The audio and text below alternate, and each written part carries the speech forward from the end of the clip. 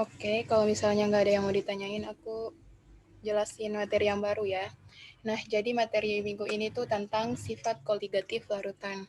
Nah, kalau yang dulu SMA-nya di jurusan IPA berarti udah pernah dapat tuh sifat koligatif larutan di kelas 12.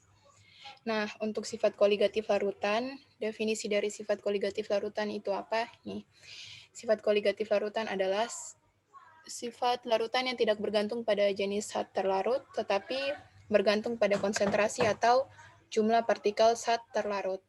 Gitu. Nah, jadi konsentrasi itu kan sebenarnya ada banyak. Tapi untuk sifat koligatif larutan, konsentrasi yang dipakai di sini tuh yang paling banyak dipakai itu cuma ada dua, yaitu pakai molalitas. Jadi bukan molaritas ya, tapi molalitas sama pakai fraksi mol. Nah, untuk molalitas sama fraksi mol ke yang ini.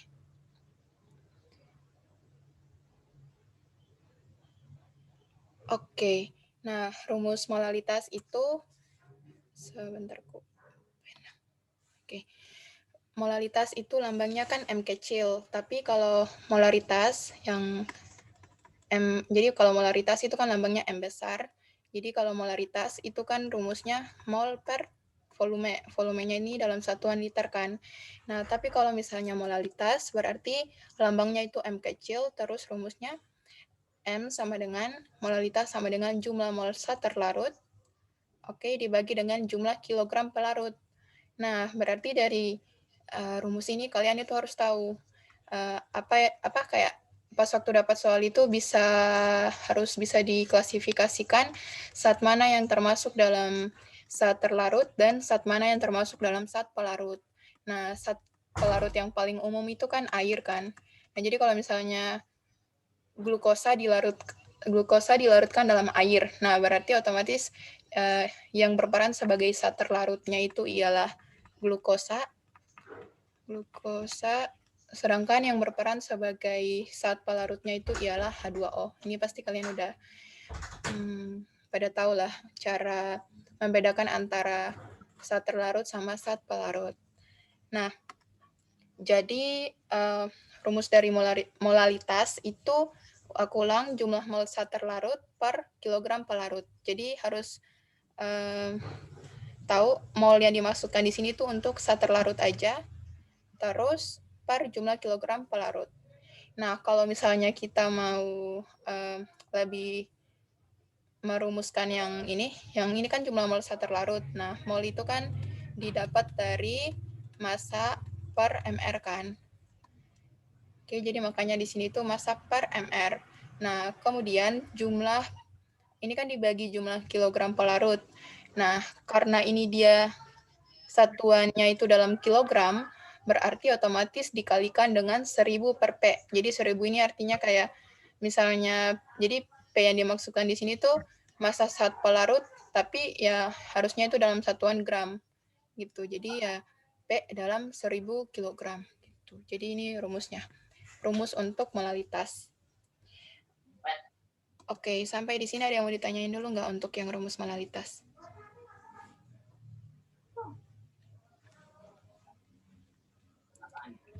Oke, kalau belum ada, kan yang tadi sifat koligatif itu kan bergantung pada dua konsentrasi kan, ada molalitas sama fraksi mol. Nah, fraksi mol itu rumusnya kayak gini. Juga kayaknya kalian udah pernah dapat sih. Nah, kalau fraksi mol itu terbagi menjadi dua.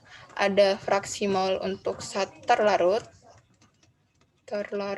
sama ada fraksi mol untuk zat pelarut. Nah, kalau misalnya mau mencari fraksi mol dari zat terlarut ya berarti, zat terlarut itu biasanya tuh kayak dilambangkan sebagai T gitu. Terus kalau zat pelarut dilambangkan sebagai P. Berarti kalau misalnya kita mau cari fraksi mol terlarut, itu kan berarti XT kan. XT sama dengan NT. NT ini mol dari zat terlarutnya dibagi dengan mol total.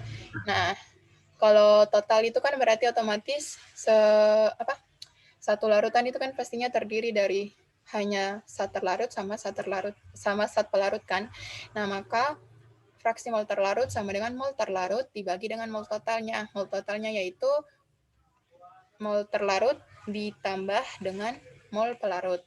Nah, sama halnya dengan untuk mau mencari fraksi mol pelarut, berarti mol pelarut dibagi dengan mol totalnya. Gitu.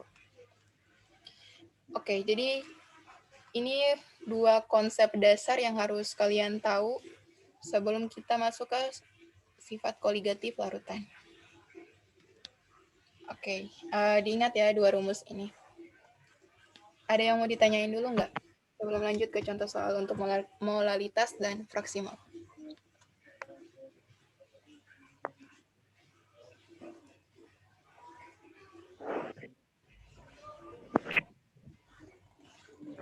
Belum ada. Oke, kalau misalnya belum ada, kita langsung ya ke contoh soal. Nah, ini nih, perhatikan di contoh soal nomor 1. Di sini sebanyak 1,8 gram glukosa C6H12O6 dilarutkan ke dalam 100 gram air. Kemudian di sini diketahui ARC, H, dan O berturut-turut 12,16. Kemudian yang ditanyakan itu ialah hitunglah molalitas larutan glukosa tersebut. Ada yang tahu cara ngerjain soal ini gimana? Cara menyelesaikan soal ini?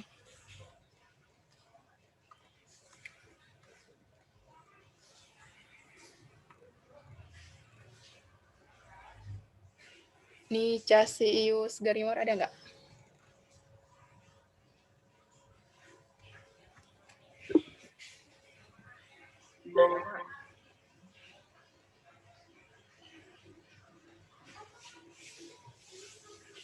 Rian Syaputra?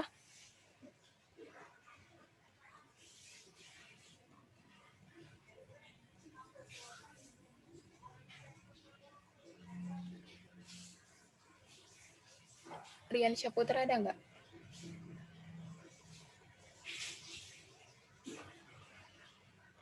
Nggak bisa open mic ya?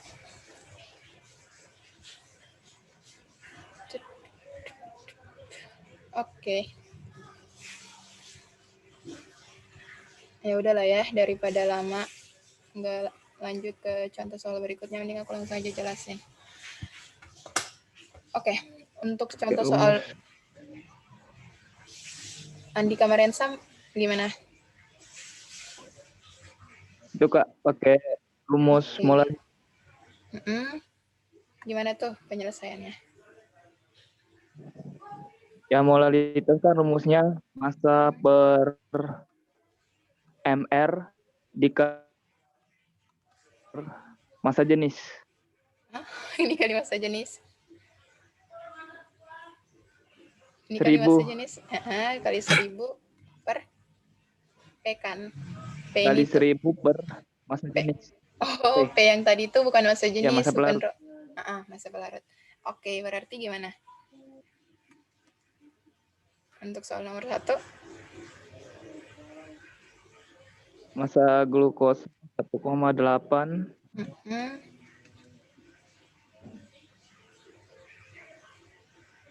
MR-nya saya cari dulu. Oke. 12 kali 6.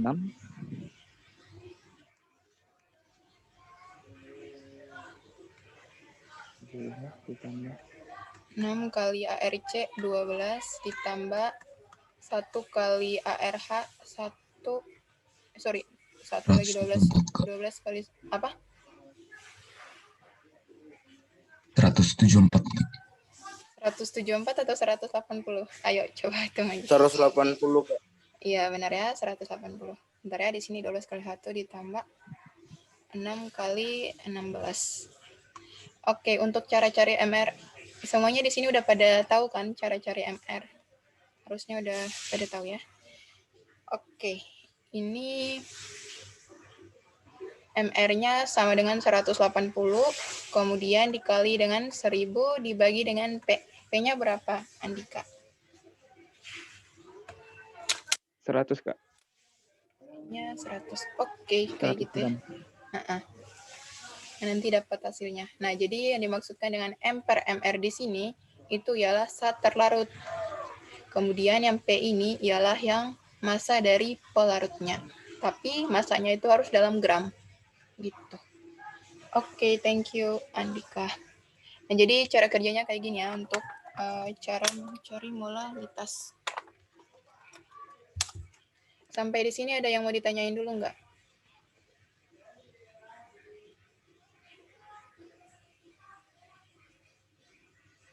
Tiga, dua, satu. Oke, nggak ada ya. Kalau gitu kita lanjut.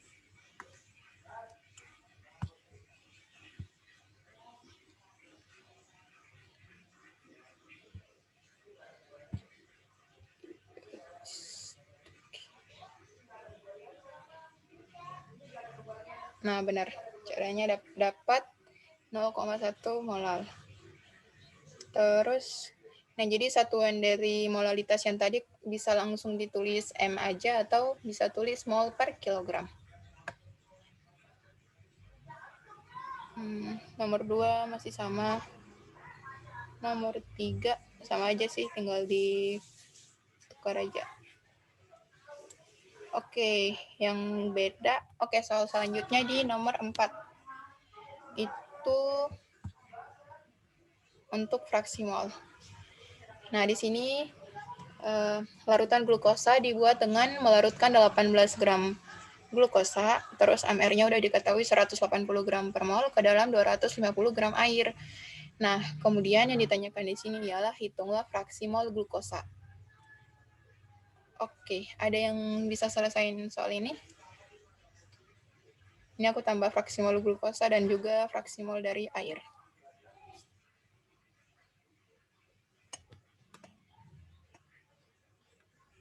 Alfa Gracia, ada nggak?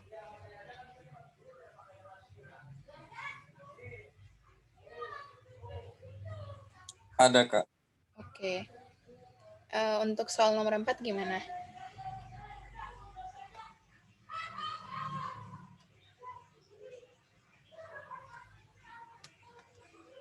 Yang tadi fraksi mol rumusnya gimana? Kalau yang ditanyakan fraksi mol dari terlarut, zat terlarut. Berarti rumusnya gimana? Masih ingat nggak? Iya, X NI per Iya, NI karena NI plus NC. Oke, NT plus NP. Oke. Nah, terus di soal nomor 4 ini, mana yang berperan sebagai zat terlarut dan mana yang berperan sebagai zat pelarut dan zat terlarut lah. Glukosa di sini berperan sebagai zat apa? Yang terlarut, Kak. Oke. Nah, berarti cara berarti kan air pastinya pelarut. Nah, gimana tuh cara carinya? Penyelesaiannya. Ini kan kamu N-nya satu-satu dulu aja. Benar. Berarti ini kamu mau cari mol apa duluan? Yang glukosa aja. Berarti terlarut. Oke, udah deh, benar-benar. NT ya. Berarti NT sama dengan? Ya. Rumusnya gimana? 18 per 180. Oke, mantap. Oh ya, M per Terus, ini dapatnya berapa? 0,1 ya? Ya. Terus, NP? 250 per AR dari H kan 1, ARO itu 16. Berarti berarti MR dari H2O berapa? 2 tambah 16. Ya, 2 tambah 16. 18 ya, Kak? Oke, mantap. 250 bagi 18 berapa?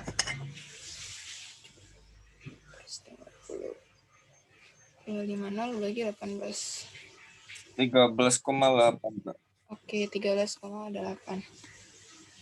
Nah, jadi kayak gini ya caranya. Tentukan mol terlarut per mol pelarut, habis itu tinggal dimasukkan ke rumusnya. Jadi X terlarut di sini untuk X dari glukosa. Berarti mol terlarutnya udah dapat 0,1 per 0,1 tambah 13,8. Oke, 13,8 tambah 0,1. 13,98. 0,1 bagi 13,98. Dapatnya 0,007. Oke, ini untuk fraksi mol dari glukosa. Nah, kalau fraksi mol untuk airnya gimana? X2O. Kalau dapatnya segini berarti Gampangnya gimana? Kan XT, jumlah fraksi mol itu jumlah fraksi mol B sama terlarut. dengan 1 kurang XT.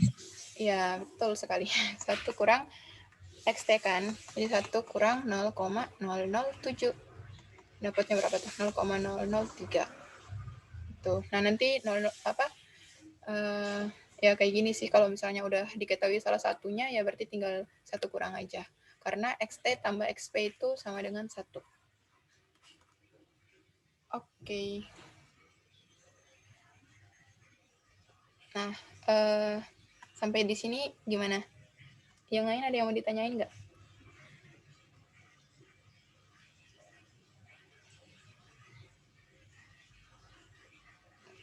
Oke, kalau nggak ada itu 2 contoh soal untuk konsep molalitas sama fraksi mol yang tadi ya.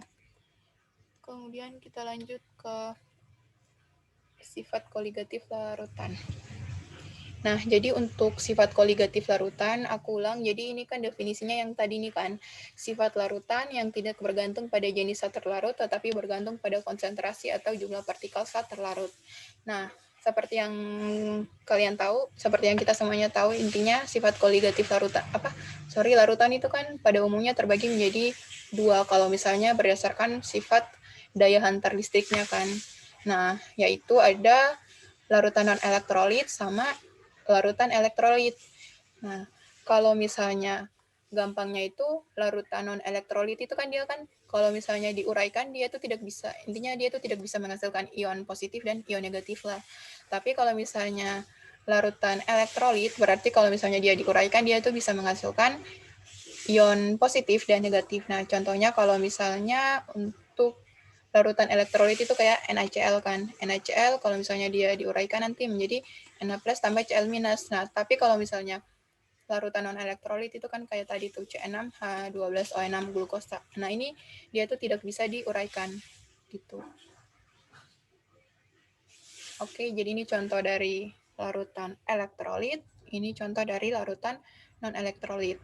Nah, untuk sifat koligatif larutan, kita itu bahasnya pakai 2 konsep yang tadi, pakai 2 konsep larutan elektrolit dan larutan non-elektrolit. Nah, jadi masing-masing larutan non-elektrolit dan elektrolit juga mempunyai mempunyai rumus yang berbeda gitu antara elektrolit dan non-elektrolit. Nah, sifat koligatif larutan itu pada umumnya terbagi menjadi 4. Yang pertama itu untuk penurunan tekanan uap dulu ya. Nah, untuk penurunan tekanan uap, ini. Oke, konsepnya itu tekanan yang ditimbulkan oleh uap yang dibentuk, ini kalian bisa baca ya, tekanan yang ditimbulkan oleh uap yang terbentuk dari zat cair yang berubah membentuk fasa gas. Penambahan zat terlarut non-volatil itu kan berarti sukar menguap. Jadi penambahan zat terlarut bukan pelarut gitu ya. Jadi penambahan zat terlarut yang bersifat non-volatil dapat menyebabkan penurunan tekanan uap. Nah, karena partikel pelarut akan terhalang ketika akan menguap. Nah, di sini contoh deskripsinya untuk pelarut sama larutan. Oke, kemudian jika tekanan uap pelarut, jadi simbol di sini tuh kalian harus bisa ini sih. Jadi kalau misalnya P0 pada umumnya itu berarti untuk kalau misalnya ada derajatnya di atas, ada nolnya di atas, itu berarti ditujukan untuk pelarut. Jadi karena di sini kita konsepnya kan tekanan uap nih. Nah, berarti kalau ada P0 berarti tekanan uap untuk pelarut. Nah, terus dan tekanan uap larutan. Nah, di sini kalau tekanan uap larutan berarti simbolnya itu ialah PL. Oke. Nah, terus konsepnya seharusnya itu tekanan uap pelarut P0 harus lebih besar dari PL.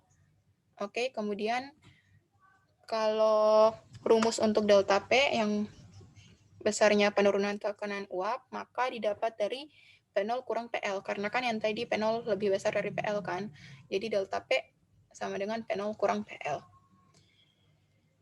Oke, kemudian hubungan penurunan tekanan uap delta P dengan fraksi mol. Nah, jadi seperti yang tadi, intinya sifat koligatif larutan itu berhubungan sama fraksi mol sama molalitas. Nah, jadi hubungan penurunan tekanan uap dengan fraksi mol yaitu dijelaskan menggunakan hukum Raoult. Nah, dia menjelaskan hubungan PL dengan X. X-nya kan yang tadi fraksi mol. Nah, jadi rumusnya kayak gini. Jadi untuk menghitung PL ini ya tekanan uap larutan. Bentar ya, pena. Oke, jadi kalau mau menghitung PL, didapat dari XP. XP ini apa? Fraksi mol pelarut kan yang tadi. Nah, nantinya dikali sama P0. P0 ini ialah tekanan uap pelarut. Gitu. Jadi, yang dicarinya ini ialah tekanan uap larutan. Berarti tekanan uap larutan sama dengan fraksi mol pelarut dikali dengan tekanan uap pelarut. Gitu. Oke, itu untuk konsep dari sebentar, ini belum selesai untuk penurunan rumusnya.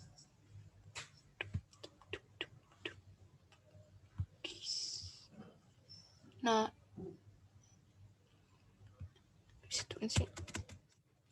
oke.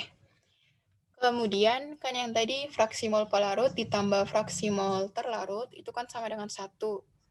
Nah, berarti akan diperoleh rumusan bahwa delta P akan sama dengan XT dikalikan dengan P0. Ini nih. Oke ya, jadi ini untuk rumus dari tekanan uap, rumus dari penurunan tekanan uap yang harus kalian tahu. Ini aja. Intinya tuh di sini nih, dari delta P, PT, dari delta P, PL sama delta P yang hubungannya dengan XT. Oke, ada yang mau ditanyain dulu nggak?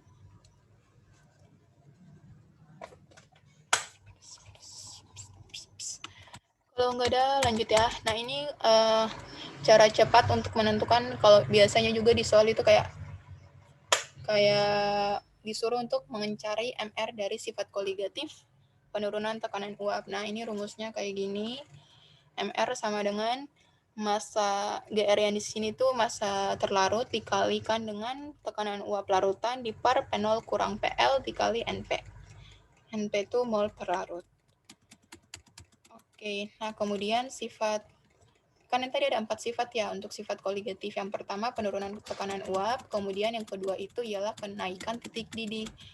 Nah, mengapa sampai bisa terjadi kenaikan titik didih? Nah, sebentar. Sebelumnya definisi dari titik didih kalian harus tahu dulu.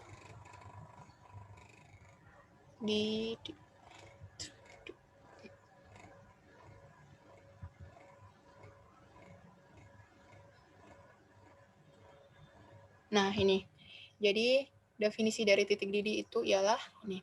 Titik didih dari suatu larutan adalah temperatur ketika tekanan uapnya sama dengan tekanan eksternal. Jadi kalau misalnya, jadi intinya titik didih itu temperatur suhu ketika tekanan uap sama dengan tekanan di luar lingkungannya. Oke, nah jadi kenaikan titik didih itu terjadi karena adanya akibat tekanan uap larutan mengalami penurunan dari tekanan uap pelarut. Maka titik didih larutan akan lebih tinggi dibandingkan dengan titik didih pelarut.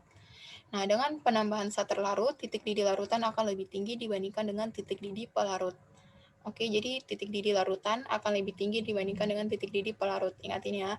Nah, ini bisa dijelaskan menggunakan diagram fasa ini, nggak usah terlalu ini. Nah, terus rumus yang harus diingat, ini.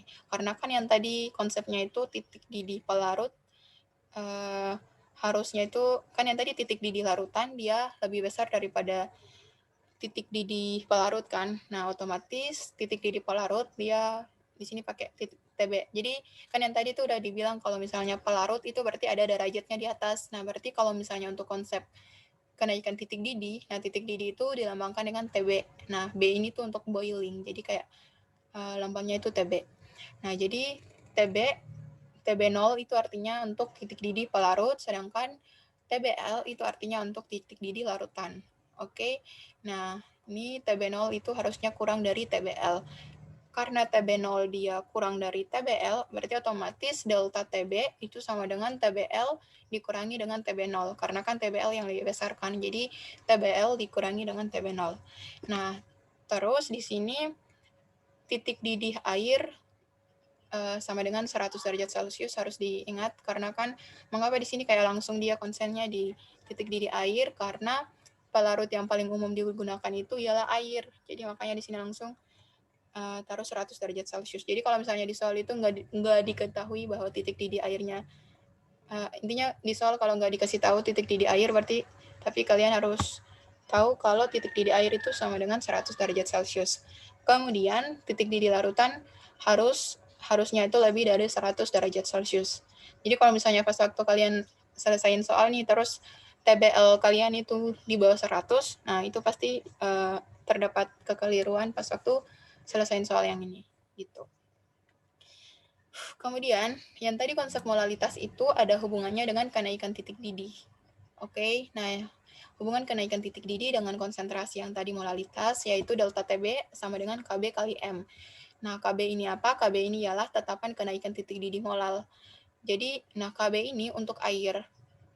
Oke, jadi KB untuk air itu sama dengan 0,52 derajat Celcius per molal, tinggal dikali dengan molalnya. Gitu.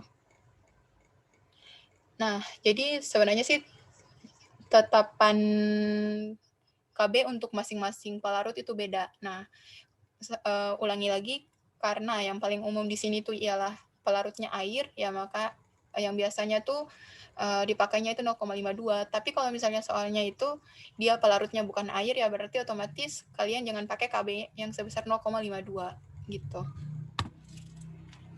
Oke, kemudian selanjutnya penurunan titik beku.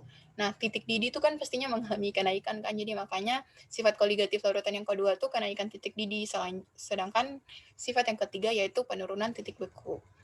Nah, mengapa sampai bisa terjadi penurunan titik beku? Dengan penambahan sater larut, titik beku larutan akan lebih rendah dibandingkan dengan titik beku pelarut. Hal ini dapat dijelaskan dengan diagram fase yang tadi. Nah, untuk simbolnya kalau titik didih itu TB, sedangkan untuk titik beku itu TF. Nah, jadi ulang lagi intinya, bentar. Kan yang tadi tuh ini. Kalau berdasarkan titik didih pelarut itu dia kurang dari titik didih larutan kan. Nah, tapi kalau misalnya titik beku, maka titik beku pelarut dia lebih besar daripada titik beku larutan. Oke, nah berdasarkan konsep yang ini, maka delta TF didapat dari TF0 dikurangi dengan TFL. Oke, nah kan yang tadi titik didih air kan 100 derajat Celcius, berarti otomatis TF0 dari air, titik beku dari air, itu sama dengan 0 derajat Celcius. Terus kan yang tadi titik didih larutan, itu sama, harusnya itu lebih besar dari 100 derajat Celcius kan, otomatis berarti kalau titik beku larutan, dia itu harus kurang dari 0 derajat Celcius. Gitu. Selanjutnya, hubungan delta F dan molalitas, yaitu ini. Sama kayak tadi, kan yang tadi delta TB juga sama dengan KB kali M. Nah, tapi kalau delta TF sama dengan KF kali M. Nah, jadi KF untuk air itu ialah sebesar 1,86. Ulang lagi, KF untuk masing-masing pelarut itu beda. Jadi kalau misalnya pelarutnya itu amoniak, ya berarti KF untuk amoniak itu bukan 1,86. Jadi intinya itu ini hanya untuk air yang 1,86. Jadi untuk soal-soal ke depannya itu harus lebih memperhatikan lagi jenis sater larut dan pelarutnya. Oke, nah sifat yang berikutnya yaitu tekanan osmosis. Ini sifat yang terakhir dari sifat koligatif larutan. Nah, osmosis itu apa? Osmosis adalah ini proses perpindahan larutan yang memiliki konsentrasi rendah melalui membran semi permeabel menuju larutan yang memiliki konsentrasi lebih tinggi hingga tercapai kesetimbangan konsentrasi kan. Nah, di sini tekanan yang diterapkan untuk menghentikan proses osmosi dari larutan encer atau pelarut murni ke dalam larutan yang lebih pekat disebut tekanan osmotik larutan. Jadi, tekanan osmotik larutan itu apa? Berarti tekanan yang diterapkan untuk menghentikan proses osmosis dari larutan encer, intinya dari encer ke pelarut yang lebih pekat. Encer ke yang pekat. Itu tekanan osmotik. Nah, rumusnya itu ini, P sama dengan MRT. Jadi P ini untuk tekanan osmotiknya. Kemudian M ini ialah molaritas. Ya, yang tadi molaritas itu kan M sama dengan mol per volume kan. Volume ini dalam liter. Tapi kalau misalnya mau hubungan kayak yang tadi, massa per MR dikali 1000 per volume. Tapi volume ini itu dalam mililiter. Oke, kayak gitu rumusnya. Nah, M yang tadi molaritas, kemudian R-nya itu tetapan gas umum, tetapan gas idealnya 0,082, sama T ini ialah suhu. Jadi suhunya itu bukan dalam satuan derajat Celcius, tapi dalam satuan Kelvin. Karena kan R di sini tuh Kelvin kan, berarti otomatis T-nya itu juga dalam Kelvin. Oke, nah itu keempat sifat untuk keempat sifat dari sifat koligatif larutan. Jadi ada penurunan tekanan uap, kenaikan titik didih, penurunan titik beku, sama tekanan osmotik larutan. Nah, yang tadi rumus yang ini tuh untuk dia itu hanya berlaku untuk sifat koligatif larutan yang non-elektrolit nih. Oke. Nah, tapi kalau misalnya yang elektrolit itu gampangnya kayak gini aja. Intinya kalau non-elektrolit itu kan dia kan tidak bisa menghasilkan ion. Nah, tapi kalau misalnya kan elektrolit itu dia yang bisa menghasilkan ion kan, sehingga untuk rumus dari sifat koligatif larutan untuk yang elektrolit di sini ya tinggal tambahkan aja nih I. Nah, I ini yang melambangkan bahwa dia itu termasuk dalam elektrolit itu. Jadi misalnya yang tadi tuh delta TB sama dengan KB kali M kan. Nah, kalau misalnya untuk elektrolit ya udah tinggal ditambahkan aja I. Kemudian untuk delta TF sama juga kalau masih KF kali M kali I gitu. Terus P tekanan osmotik yang tadi kan M kali R kali T, segini aja kan untuk yang non elektrolit. Nah, tapi kalau untuk yang elektrolit tinggal tambah I juga. Nah, I ini apa? I ini pertama, I ini dia melambangkan untuk larutan yang elektrolit, dan definisi dari I ini dia merupakan faktor Van 't Hoff. Tuh mana ya? Nah, ini nih. Jadi perbedaan jumlah untuk yang sifat koligatif, sekarang kita masuk ke yang ini ya, rumus untuk sifat koligatif larutan elektrolit itu ini perbedaan jumlah partikel larutan elektrolit dan larutan non-elektrolit menyebabkan nilai sifat koligatif menjadi berbeda. Nah, rumusan sifat koligatif untuk larutan elektrolit harus dikalikan oleh faktor Van 't Hoff. Nah, jadi faktor Van 't Hoff ini yang menunjukkan kayak jumlah ionnya gitu loh. Nah, jadi di sini faktor Van 't Hoff-nya itu sama dengan 1 ditambah N kurang 1 kali alfa. Nah, jadi N-nya ini ialah jumlah ion, kemudian alfa ini ialah derajat ionisasi. Gitu. Oke, sampai di sini aja. Ada yang mau ditanyain dulu nggak sebelum lanjut ke contoh soal?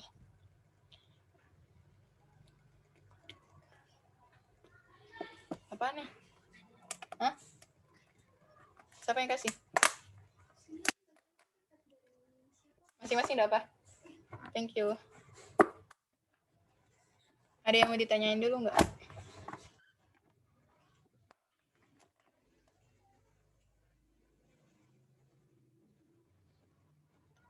Jadi ini ya rumusnya. Jadi kayak di semuanya itu tuh harus ditambahin sama faktor Van Hoff-nya. Rumusnya nggak banyak, cuman ini aja nih. Delta TF sama delta TB rumusnya sama. Kemudian P cuman ini MRT kali I sama fraksi mol kayak gini, delta P ini.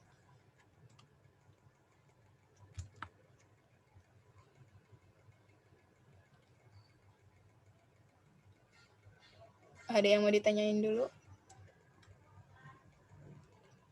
Oke, kalau nggak ada kita lanjut ya ke contoh soal.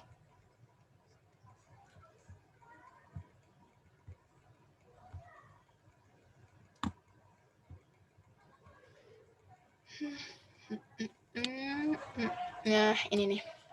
Yang paling sederhana dulu. Oke, yang ini sekarang kita lanjut ya ke contoh soal dari sifat koligatif yang tadi. Nah, ini kita ke contoh soal sifat yang pertama, yaitu penurunan tekanan uap yang tadi kan. Nah, di sini diketahui tekanan uap air pada 29 derajat adalah sebesar 30 mmHg.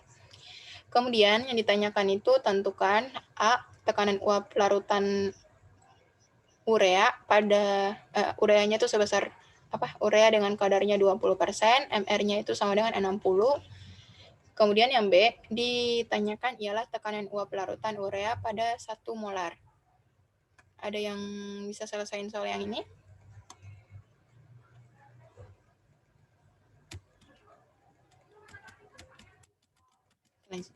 Gimana?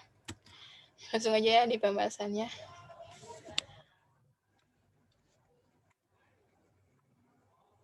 Oke, nah kan yang tadi kan diketahui di sini, intinya di soal ini, bentar, ulang lagi, di sifat koligatif itu kalian harus tahu mana yang berperan sebagai zat terlarut dan sebagai zat pelarut. Itu konsepnya dulu, itu intinya. Nah, di soal ini, intinya air pasti sebagai pelarut dan urea itu sebagai zat terlarutnya. Nah, terus di sini secara umum untuk soal A dan B, yaitu tekanan uap airnya berarti P0-nya kan dia kan pelarut. Nah, P0-nya itu sama dengan berapa nih? Sama dengan 30 kan, 30 mmHg. Kan yang tadi lambang dari kalau ada derajat di atas tuh untuk pelarut kan. Jadi P0-nya sama dengan 30 mmHg. Oke. Nah, untuk A karena dia yang ditanyakan di sini itu PL, tapi di sini diketahui urea dengan kadarnya itu sebesar 20%. Nah, jadi anggap aja ya persen itu kan pastinya total semuanya kan 100%. Nah, berarti anggap misalkan 100% urea sama dengan 100 gram, maka 20% urea sama dengan 20 gram. Nah, berarti intinya kan rumusnya itu kita kan memerlukan data fraksi mol kan. Nah, otomatis fraksi mol itu kan balik lagi, dia itu membutuhkan data mol terlarut sama mol pelarutnya kan. Nah, berarti mol itu kan yang tadi didapat dari massa per mR. Otomatis karena di sini diketahuinya persen, berarti persen massa ini kita anggap sebagai satuan dari massa. Nah, jadi persen ini kita anggap sebagai massanya gitu. Jadi kalau 20% ya berarti 20 gram gitu. Jadi kayak berarti untuk soal yang A ini ya ini kan dalam persen nih, berarti massa total larutannya itu ya 100 gram. Nah, karena ureanya itu 20 gram, berarti otomatis airnya pasti 80 gram. Ya. Nah, maka untuk mau mencari mol urea didapat dari massa urea kan 20 gram. Nah, berarti 20 dibagi dengan MR-nya 60.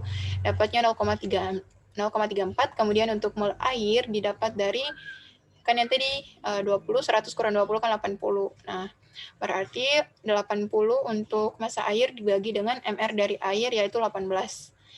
80 bagi 18 sama dengan 4,4 mol.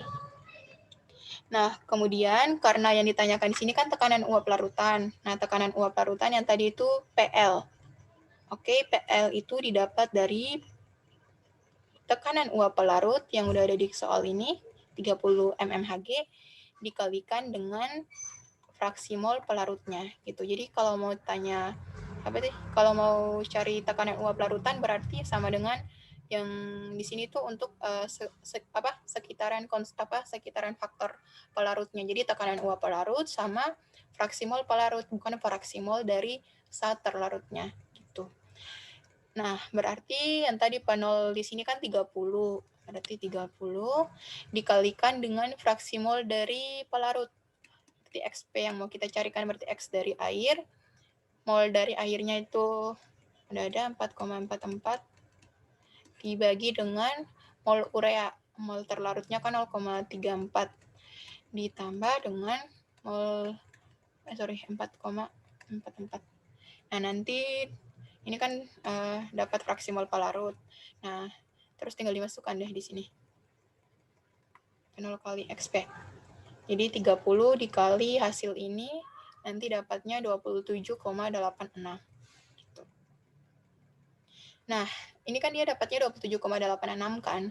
Berarti benar tuh teori yang tadi. Kalau PL itu dia kurang dari P0. Gitu.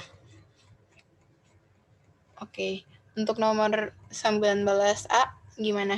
Udah jelas belum? Ada yang mau ditanyain nggak?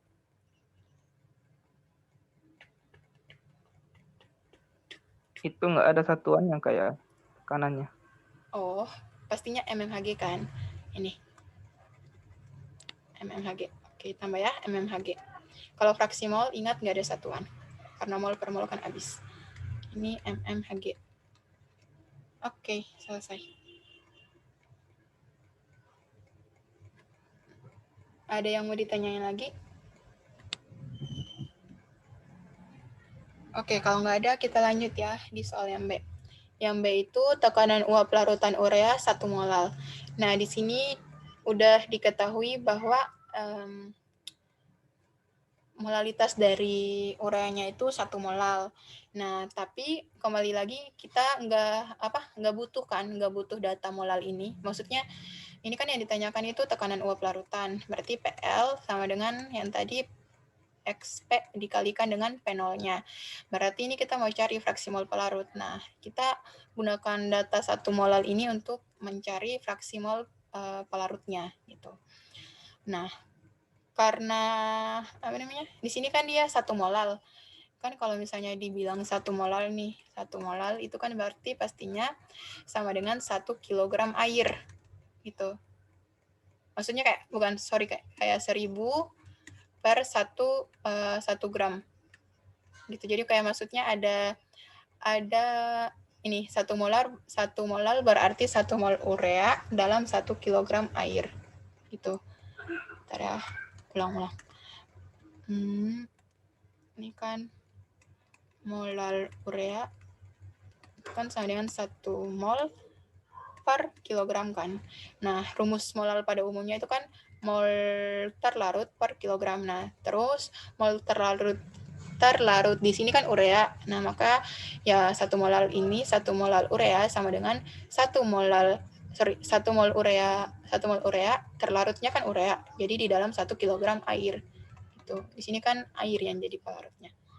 Gitu. Nah, berarti dari definisi yang ini maka mol air sama dengan gram per mr kan. Nah, kan yang tadi mol terlarut per 1 kilogram kan. Ini kan definisi dari 1 molal. 1 mol terlarut per 1 kilogram. Nah, 1 kilogram ini kan menunjukkan untuk air, untuk pelarutnya. Nah, berarti kan ini kita mau cari XP, mau cari fraksi mol dari pelarut. Berarti ya kita pakai yang ini, mau cari mol air kan. Pelarutnya kan air. Nah, berarti 1 kilogram itu kan sama aja dengan 1000 gram. Maka 1000 dibagi 18. Oke, nanti kita dapat ininya nih.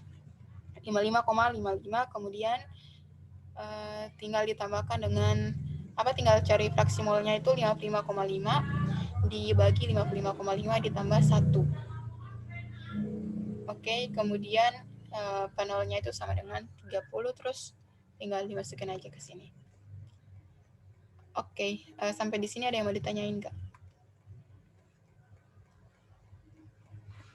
Nah, jadi satu ini kalau ada yang masih bingung, satu ini dari mana? Satu ini kan dari ini nih. 1 mol urea kan, mol terlarutnya. Tuh. Jadi mol pelarutnya itu 55,5, kemudian mol terlarutnya dari definisi 1 molar yang tadi. Jadi 1 molar itu kan sama aja 1 mol urea. Gitu. Oke, gimana sampai sini bisa ikutin nggak? Ada yang mau ditanyain dulu nggak?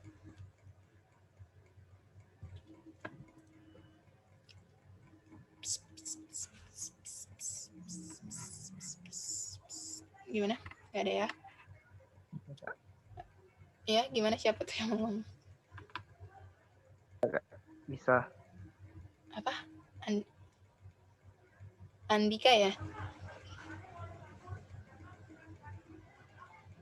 Oke. Coba bentar, jangan keburu itu dulu. Diperhatiin aja dulu ini.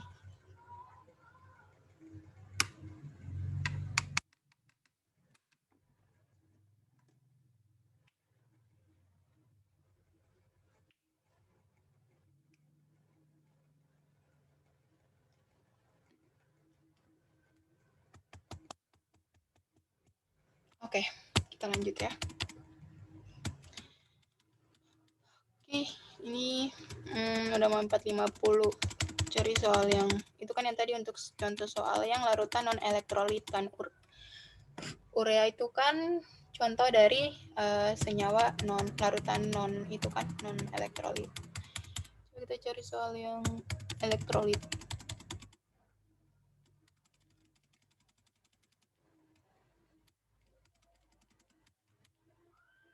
Nah, ini Oke lah, boleh nih. Nah, ini soal terakhir ya. Di soal nomor 29. Oke, perhatikan di soal nomor 29 ya. Nah, di sini kita ke konsep contoh soal kenaikan titik didih, tapi untuk larutan elektrolit. Oke. Nah, di sini sebanyak 1,8 gram suatu basa bervalensi 2, MOH 2 kali. Jadi bervalensi 2 ini kan artinya OH-nya itu sebanyak 2 kali kan. Kemudian dilarutkan dalam 100 ml air. Larutan ini mendidih pada 100,2 derajat Celcius, berarti TB-nya. Oke, TB-nya itu sama dengan 100,2. 100,2 ini, oke, tulis yang diketahui ya, TBL. TBL-nya sama dengan 100,2. Kemudian jika basa itu mengion 80%, hitunglah massa atom relatif logam pembentukan basa tersebut. Nah, di sini oke, kita bahas yang diketahui dulu yang di soal. Jadi yang diketahui di soal ini ialah massa dari saat terlarutnya. Massa saat terlarut di sini kan MOH 2 kali, yaitu sebanyak 1,8 gram kan. Jadi aku pakai MT, massa terlarutnya 1,8 gram. Kemudian dilarutkan dalam 100 ml air, berarti volumenya sama dengan volume air, berarti V pelarut kan. V pelarutnya 100 ml. Selanjutnya diketahui berikutnya ialah larutan ini mendidih pada 100,2 derajat Celcius. Larutan. Nah, larutan itu berarti TBL, titik didih larutannya 100,2 derajat Celcius. Selanjutnya, jika basa itu mengion 80%. Nah, maksud dari mengion di sini itu ialah alfa. Oke, kan yang tadi karena elektrolit, berarti dia itu pastinya punya data alfa. Nah, alfanya di sini itu 80%. Oke. Nah, terus massa atom relatif logam pembentukannya ini H sama O-nya 16, kemudian KB air yaitu 0,52. Tetapannya kan 0,52 kan. Oke. Nah, di sini kan kita mau cari massa atom relatif kan. Nah, untuk mau mencari massa atom relatif ya itu pasti berada di dalam yang rumus molalitas yang tadi. Kan itu massa per mR dikali 1000 per 1000 per P kan. Nah, MR-nya yang ini. Nah, otomatis kita udah berangkat dari ini. Dari delta TB sama dengan KB kali M kali I. Nah, kan yang tadi TB larutannya itu sebesar 100,2 derajat Celcius, kemudian titik didih larutan, titik didih pelarut di sini kan air, titik didih air itu kan 100 tuh, jadi 100,2 dikurang 100. Oke, sama dengan KB. KB-nya itu 0,52, terus dikalikan dengan M. M-nya kan kayak nggak diketahui kan, kita nggak bisa langsung taruh nilai M-nya itu berapa gitu. Karena kan data MR aja belum diketahui gitu. Jadi ya udahlah dimisalin aja 0,52 kali M. Kemudian dikali 1 dikali I. Nah, faktor I itu kan merupakan faktor Van Hoff kan. Nah, di mana rumusnya yang tadi itu I sama dengan 1 tambah N kurang 1 dikalikan dengan alfa. Oke. Nah, berarti 1 ditambah N. Nah, N-nya itu 3. Nah, N-nya itu 3 dari mana? Itu kan M. Kan yang tadi senyawanya tuh MOH 2 kali. Jika diuraikan kan nanti jadi M ditambah 2 OH minus kan. Ini apa nih? M2 plus. M2 plus ditambah 2 OH minus kan. Nah, jumlah ionnya itu kan 3. Di sini koefisiennya 1 tambah 2 OH minus. 1 tambah 2 kan 3. Nah, berarti N-nya itu dapatnya 3. Gitu. Jadi 1 ditambah 3 dikurang 1 dikali dengan alfa. Alfanya kan yang tadi dia mengion sebesar 80%, derajat ionisasinya itu 80%. Berarti alfanya itu sama dengan 0,8 di sini. 100,2 dikurang 100 dapatnya 0,2. Nah, sehingga rumus persamaan yang didapatkan itu kayak gini. Nah, di sini kan semuanya udah diketahui. Berarti otomatis kita bisa cari nilai M-nya. Oke? Nah, berarti M-nya itu didapat dari 0,2 dibagi dengan hasil yang ini, 0,52 dikali 1 tambah 3 kurang 1 dikali 0,8. Nah, jadi M-nya itu hasil kali yang semua ini tuh dapatnya 1,352. Jadi M-nya itu sama dengan 0,2 bagi 1,352 sama dengan 0,147 molal. Nah, karena yang mau kita cari itu ialah AR dari M-nya ini berapa? M ini kan intinya soalnya itu kan kita mau cari AR-nya. Nah, berarti M sama dengan kita masukkan rumus M sama dengan gram per mR kali 1000 per P-nya itu bukan sejenis yang tadi ya, tapi massa pelarut. Nah, molaritas yang diketahui di sini kan 0,147. Oke, kemudian masanya itu 1,8 gram. Nih. Berarti di sini 1,8 dibagi dengan AR. Nah, AR yang mau kita cari terus dikali 1000 dibagi dengan massa pelarutnya. Oke, nah di sini di sini kan emang diketahuinya 100 ml air nih, tapi kan kalian bisa gunakan massa jenis dari air. Massa jenis dari air itu kan 1 gram per mililiter.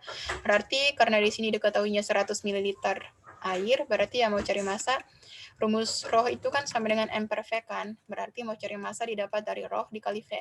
Berarti 100 ml air, untuk mencari massa dari air ya 100 ml dikali dengan 1 gram per mililiter dari satu massa jenisnya. Massa jenis dari air kan 1. Jadi 100 kali 1 dapatnya 100 gram gitu. Nah, nanti MR-nya atau air yang diperoleh itu 18 dibagi 0,147 dapatnya 122,5. Ini MR-nya ya. Jadi MR-nya itu 122,5. Nah, kemudian ini yang mau kita cari itu kan AR. Nah, jadi ya kayak biasa lah ya, MR itu kan didapat dari jumlah dari AR. Nah, M di sini kan dia indeksnya 1 kan. Nah, berarti ya ARM dikali 1 ditambah O. O di sini kan ada 2. O dikali 2 ditambah H dikali 2. Nah, MR total yang tadi kita dapat 122,5 sama dengan ARM kali 1 ARM ditambah ARO kali 2. 16 kali 2 itu 32 ditambah ARH-nya itu 1 dikali 2 dapatnya 2. Nah, berarti ini 32 tambah 2 kan 34. Nah, otomatis ARM-nya yaitu 122,5. Total MR, total AR-nya, MR-nya kan 122,5, terus tinggal dikurangi dengan 34. Nah, berarti nanti akan diperoleh ARM-nya yaitu sebesar 88 gram per mol. Oke, jadi ini untuk cara selesaiin ini soal yang ini. Oke, kalau 3 menit ya. Ada yang mau ditanyain dulu nggak?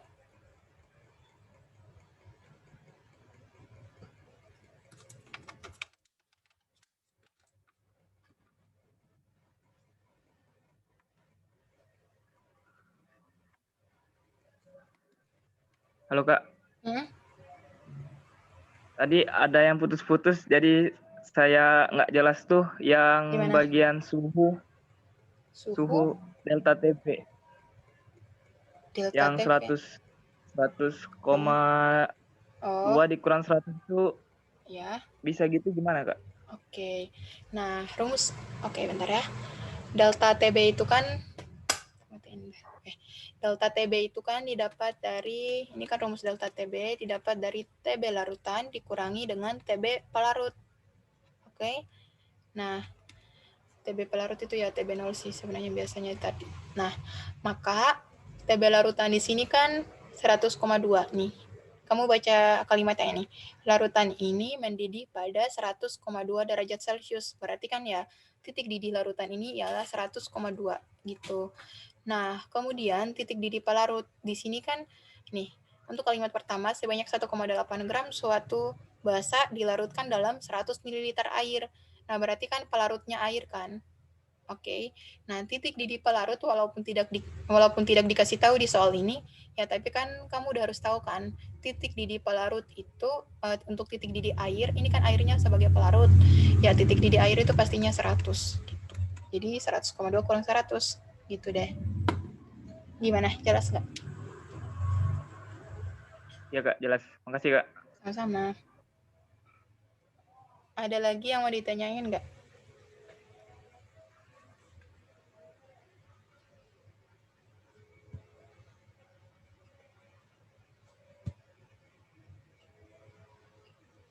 Oke, kalau nggak ada lagi ini ya. Udah selesai ke apa? Hari ini.